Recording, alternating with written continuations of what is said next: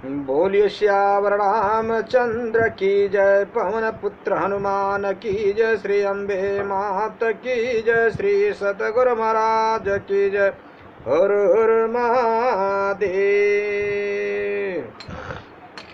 राजा राम राम राम सीता राम राम राम, राजा राम राम राम सीता राम राम राम, राजा राम राम राम सीता राम राम राम, राजा राम राम राम सीता राम राम राम, राजा राम राम राम सीता राम राम राम, राजा राम राम राम सीता राम राम राम, राजा राम राम राम, राजा राम राम राम सीता राम राम राम, राजा राम राम राम सीता राम राम राम, राजा राम राम राम सीता राम राम राम, राजा राम राम राम सीता राम राम राम, राजा राम राम राम सीता राम राम राम,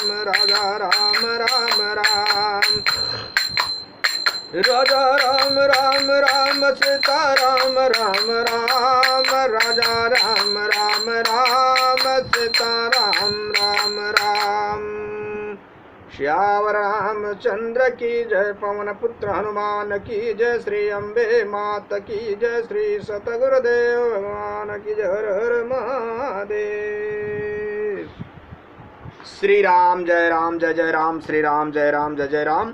भगवान शंकर के आशीर्वाद से, प्रभु श्री राम जी के कृपा से, देवी माँ के आशीर्वाद से, सद्गुरु के कृपा से, श्री भक्तमाल कथा भाग 183 श्री ज्ञानेश्वर महाराज जी की कुछ कथा है। शेष आप लोग ध्यान देकर सुनिए। अगले भाग में आप लोगों ने श्री ब्राह्मणों द्वारा, पंडितों द्वारा श्री ज्ञानेश्वर जी का विद्वानों द्वारा अपमान सुन रहे थे। भैंसों को दिखा करके उन लोगों ने उनका अपमान कर रहा था। जैसे ही उन्होंने पीठ पे हाथ रखा वैसे ही भैंसा जाग उठा, मंत्र बोलने लगा। अब आगे की कथा है, आप लोग श्री ज्ञानेश्वर महाराज की सुनिए। श्री ज्ञानेश्वर जी एक दिन एक ब्राह्मण के घर श्राद्ध के अवसर पर ज्ञानेश्वर ने ध्यान करके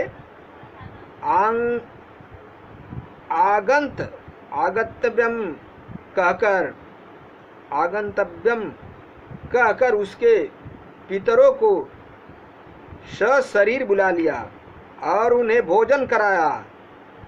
इस प्रकार इनकी अद्भुत सामर्थ्य देखकर पैठड़ के लोग इन पर मुग्ध हो गए और इनके पास आकर इनसे भगवान नाम कीर्तन और भगवत कथा श्रवण करने लगे। धर्मज्ञ ब्राह्मणों ने बड़ी नम्रता के साथ इन्हें शुद्धि पत्र लिखकर दे दिया। इसके पश्चात कुछ काल तक चारों भाई बहन पैठड़ में ही रहे। वहाँ ये लोग गोदावरी में स्नान करते, वेदांत की चर्चा, भगवत नाम संकीर्तन करते, पुराणों का पठन करते और पैठड़वासियों को भगवत भक्ति का मार्ग दिखाते थे। वहाँ रहते हुए ही ज्ञानेश्वर ने श्री मच्छंकराचार्य जी का भाष्य, श्रीमद् भागवत, योग वशिष्ठ आदि ग्रंथ देख डाले और आगे जो ग्रंथ लिखे उनकी भूमिका भी वही तैयार कर ली। इस प्रकार कुछ काल पैठड़ वासियों को अपना अपूर्व सत्संग लाभ कराकर श्री ज्ञानेश्वर आदि ब्राह्मणों का दिया हुआ वह शुद्धि पत्र लेकर आले नामक स्थान से होते हुए नेवा से पहुँचे। सियावर रामचंद्र की जय। इसी नेवासे में ज्ञानेश्वर महाराज ने गीता का ज्ञानेश्वरी भाष्य कहा, जिसे सच्चिदानंद जी ने लिखा। नेवासे से कुछ काल के लिए ज्ञानेश्वर आदि चारों भाई बहन आलंदी चले गए। वहाँ के लोगों ने इस प्रकार उनका बड़े आदर और प्रेम के साथ स्वागत किया। फिर जब ज्ञानेश्वर महाराज अपने भाई बहनों के सहित नेवासे से लौट आए, तब उन्होंने सद्गुरु श्री निमित्तनाथ के सामने गीता का स्वानुभूत भाष्य कहना आरंभ किया। उस समय तक श्री निमित्तनाथ 17 वर्ष के थे, श्री ज्ञानेश्वर 15 वर्ष के, सोपान देव 13 वर्ष के और मुक्ताबाई 11 वर्ष की हो चुकी थी। ज्ञानेश्वर महाराज ने अपने इस बाल जीवन में जो जो चमत्कार दिखलाए, उनमें सबसे बड़ा चमत्कार तो यह ज्ञानेश्वरी ग्रंथ ही है, जिन्हें उन्होंने केवल 15 वर्ष की अवस्था में लिखाया था। संवत 1347 विसंवत में यह ज्ञानेश्वरी ग्रंथ पूर्ण हुआ था। सियावर रामचंद्र की जय। इसके बाद श्री ज्ञानेश्वर ने तीर्थयात्रा आरंभ की। यात्रा में गुरु निमित्तनाथ, सोपान देव, मुक्ताबाई भी साथ थे। कहते हैं कि इस ग्रंथ में विसोबा खेचर, गोरा कुंभार, चोखा मेला, नरहरि, सुनार आदि अन्य अनेक संत भी हो लिए थे। सबसे पहले ज्ञानेश्वर महाराज पंढरपुर गए, जहां उन्हें श्री विट्ठल भगवान के दर्शन हुए तथा परम विट्ठल भक्त श्री नामदेव जी से भेंट हुई। सियावर रामचंद्र की जय।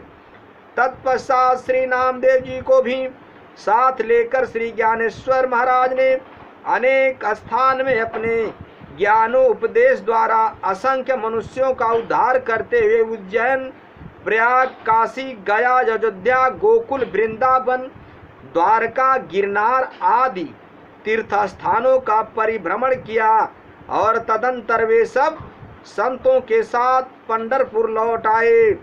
पैठण आदि स्थानों में ज्ञानेश्वर महाराज ने जो अद्भुत अद्भुत चमत्कार दिखलाए, उनके कारण इन चारों भाई बहनों का यश सर्वत्र फैल गया और सब दिशाओं से आर्त, जिज्ञासु, अर्थार्थी तथा ज्ञानी सब प्रकार के भगवत भक्त एवं योगी, यति, साधक आदि इनके दर्शनों के लिए आने लगे। सियावर रामचंद्र की जय।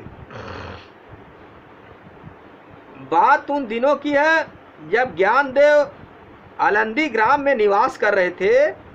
उन्हीं दिनों श्री चांगदेव नाम के एक सिद्ध योगी राज ताप्ती नदी के किनारे आश्रम बनाकर रहा करते थे। उनकी आयु और प्रतिष्ठा बहुत अधिक थी, साथ ही उनके शिष्यों की संख्या भी हजारों में थी।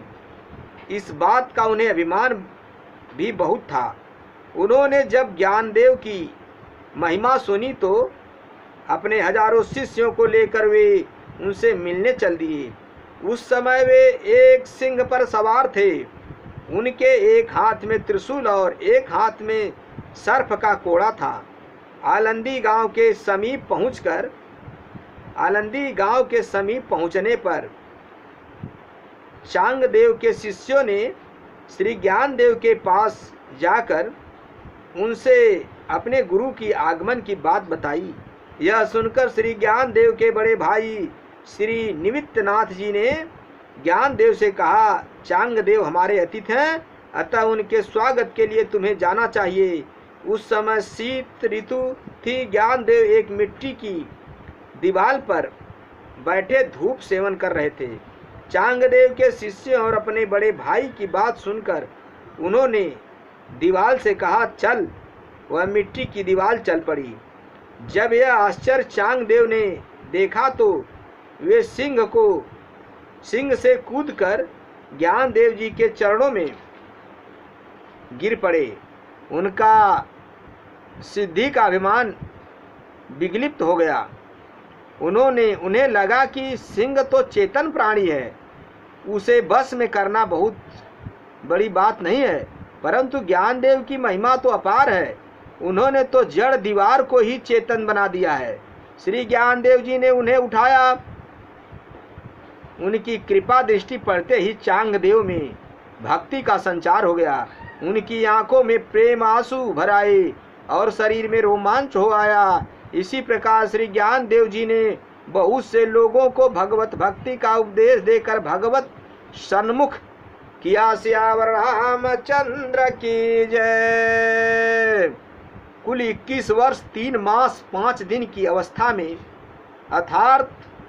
अर्थात संवत 1353 विसंवत मार्गशीर्ष कृष्णा 13 को श्री ज्ञानेश्वर महाराज ने जीवित समाधि ले ली और उनके समाधि लेने के बाद 1 वर्ष के भीतर ही सोपान देव, चांग देव, मुक्ताबाई और निमित्तनाथ भी एक एक करके इस लोक से परम धाम को पधार गए। सियावर रामचंद्र की जय। श्री ज्ञानेश्वर महाराज के ये 4 ग्रंथ बहुत प्रसिद्ध हैं। भावार्थ दीपिका अर्थात ज्ञानेश्वरी, अमृता अनुभव, हरिपाठ के अभंग तथा चांगदेव पाष्टी 65। इनके अतिरिक्त उन्होंने योग वशिष्ठ पर एक अभंग वृत्ति टीका भी लिखी थी, पर अभी तक वह उपलब्ध नहीं हुई। श्यावर रामचंद्र की जय। मेरे भाइयों, मेरे मित्रों, मेरे बंधुओं, ईश्वर सत्य है, जगत मिथ्या है। भगवान शंकर जी कहते हैं, उमा कहूँ मायानुभवाय अपना, सत हरि जगत सपना। भगवान शंकर जी कहते हैं, हे उमा, ये ईश्वर सत्य है, हरि सत्य है, जगत स्वप्न के समान है। मेरे भाइयों, मेरे मित्रों, मेरे बंधुओं, इसलिए कहीं भी कैसे भी चलते फिरते, उठते बैठते, सोते जागते, हर पल हर घड़ी भगवान का भजन कीर्तन करिए। देखिए यहाँ पे ज्ञानेश्वर ज्ञान देव जी की हाल। भगवान की भजन करने वाले को वो भगवान की भजन करते करते हरि धाम जीवित पधार गए। इसलिए आप लोग भी भगवान का भजन कीर्तन करिए, अपने जीवन का कल्याण करिए। ये जीवन हरि भजन करने के लिए मिला ही है। राम कृष्ण हरि नाम, नारायण नाम का जपन करिए, करते हुए संत सेवा, ब्राह्मण सेवा, गुरु सेवा करते हुए अपने जीवन का आनंद लीजिए, अपने जीवन का कल्याण करिए। कथा विसर्जन होत सुनहु पवन कुमार राम लखन सीता सहित मोह पर करऊँ कल्याण। श्यावर रामचंद्र शंकर जी उमापति महादेव की जय। श्री सतगुरु भगवान की जय। हर हर महादेव।